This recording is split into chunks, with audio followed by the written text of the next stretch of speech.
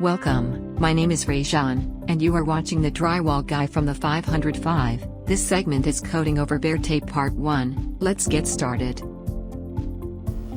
going to want to coat your flats first, which is the factory recessed edge. As you can see, after the mud and tapes have been applied, you still have a little bit of a gap there, which will take 1, 2, or 3 coats if you're going smooth wall to fill. It's very key to make sure this stays as flat as possible, not dished or not crowned out. At this point, we've switched over to all-purpose compound.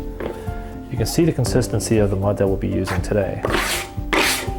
It's not too thick, it's not too terribly heavy, it's not runny, it's not as thin as the taping mud we were using If earlier. you're enjoying the video, please like and subscribe. So at this And point, ring the notification bell. Please leave a comment below. It helps the algorithm and lets us know what other video topics you would like to see. Thank you.